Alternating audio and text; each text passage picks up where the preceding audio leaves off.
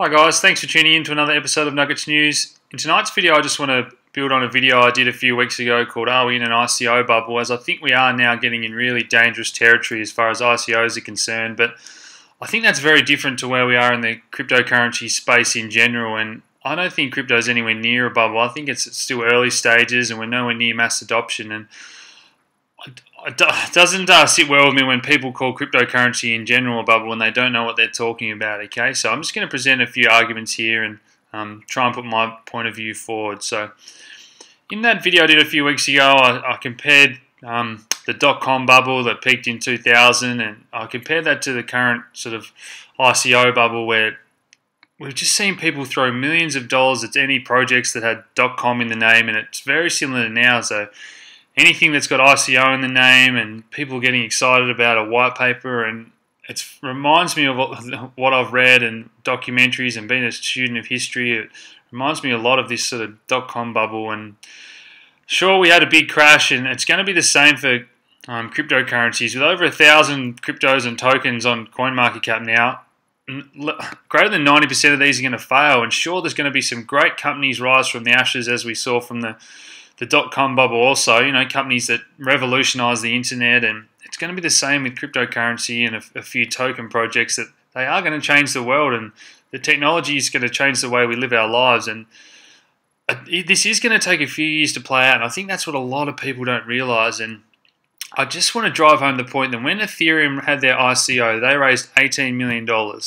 That's $18 million, and now we're seeing projects left, right and centre raise hundreds of millions of dollars in a matter of hours sometimes, okay? And it's just getting crazy, and people that didn't know what a white paper was 4 weeks ago are throwing their hard-earned money at these things, and that they don't know how businesses work, and it takes time for companies and their management to get their projects underway, to pay their developers, to retain their coders and not have them go to another company, to start to produce revenue, cash flow, pay out expenses, okay? And I think a lot of people are forgetting that this is going to take years to play out for these companies that are just launching. And I like to invest in companies with coders, developers and projects that have already been around for a few years and they've already got a working alpha or something. They don't just have a white paper or an idea in their head.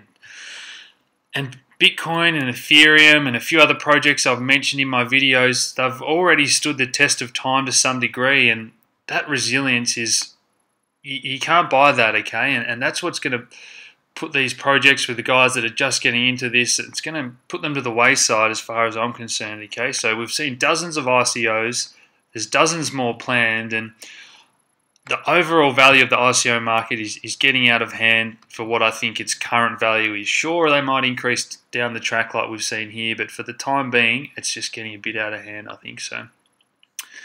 Here's a list of the highest crowdfunding projects so far, and like we said, a lot of these things that just come on board recently, and we scroll down here with all these projects that have raised, you know, over $100 million, and then we get back down here to, like I said, with Ethereum, and Ethereum is a project that has succeeded to date, and they've done well. They've grown themselves massively, but it's not going to be the same story for every project. And this has taken a couple of years, and the best developers and coders in the world working on this tirelessly for this to succeed. Okay, so I just want to start to give you guys an idea of how long these things take to play out. And when I see these sort of uncapped ICOs, no limit to how much money they want to raise, and longer and longer crowd sale periods, okay, it's a sign to me that these guys are just getting greedy and they want as much money as they want. And unfortunately, smart investors and smart money got into these good projects early, and they have made good gains, and naturally dumb money and uneducated investors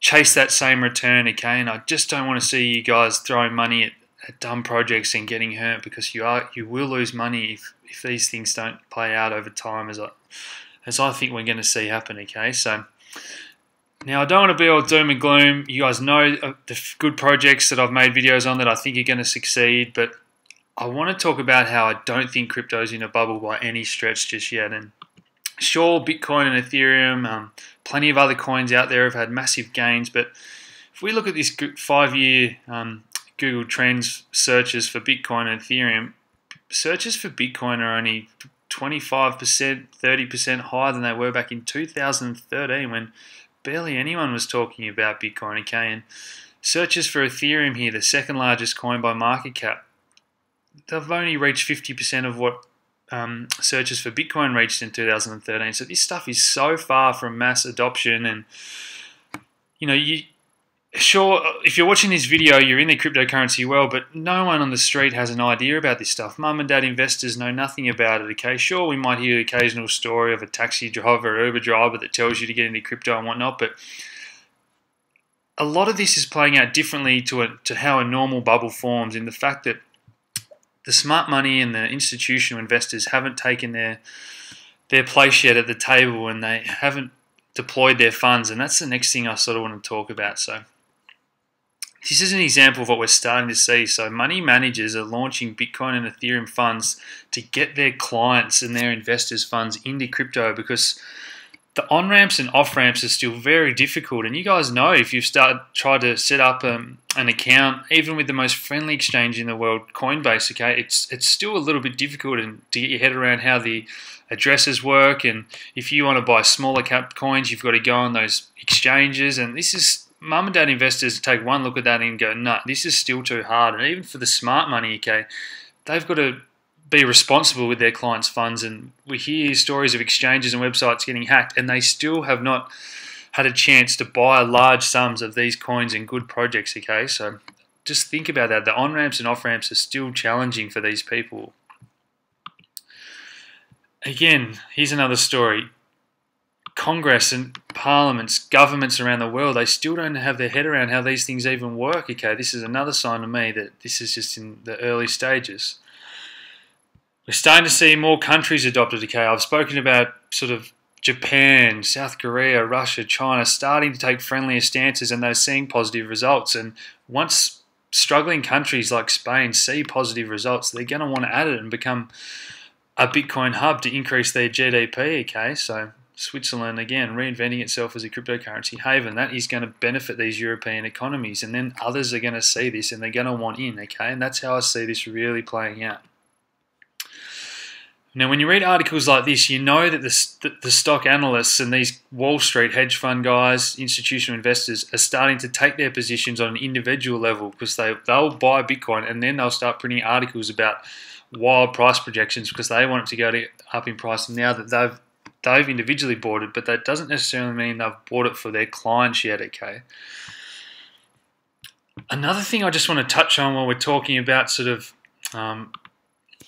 world economies and how this is playing out, okay, cryptocurrency presents a rare opportunity as stock markets around the world are currently trading at record high valuations, and interest rates around the world, and even in Europe, are negative, okay, and cryptos are going up, you know, sometimes 10% a day. And while this volatility can put off investors, these returns are unheard of in stock markets and world bonds and that sort of thing these days, okay? So coins that are talking about switching to proof of stake in the future, like Ethereum and plenty of others, are possibly offering anywhere between 5 and 10% returns for staking your coins, okay? And those returns are going to be really attractive for smart investors that know what they're doing, okay? Just another reason I think we're going to continue to see mass adoption. Now here we see the Enterprise Ethereum Alliance members, and there's some huge companies in the world. You're going to recognize a lot of these as I go down the list. But they're only starting to research how they can use the blockchain and that to improve the quality of their business and the efficiency of their businesses, okay? So they're not actually using it yet to change things for their customers and clients in many instances. And again, just another sign to me that we haven't yet got mass adoption. And here's the final article. Is Ethereum, and this applies to Bitcoin, plenty of the good projects getting ready for mass adoption, okay? And this is the point that I want to make. We're only just starting to get ready, and it's still going to take years to play out before we hit that critical mass, okay? Now for me, I really hope Bitcoin sorts out the hard fork issues. I think if this becomes a world reserve currency, this market cap can go up 10 or 100-fold from here easily, but it's not going to be easy. A lot of things have still got to go right. The same for Ethereum. So far, they've ticked every box. They've had a lot of challenges, okay? But again, if they succeed, these market caps are going to continue to grow. And I've spoken about companies like Uber valued at $62 billion and Apple, getting up there towards $1 trillion in market cap. And I think that's the potential for these things to grow, as well as other coins and other good projects as we move down the list. But like I said, with nearly 1,000 of these now, not greater than 90% of them are going to fail. So be careful with your money and put it towards good projects with good fundamentals, okay?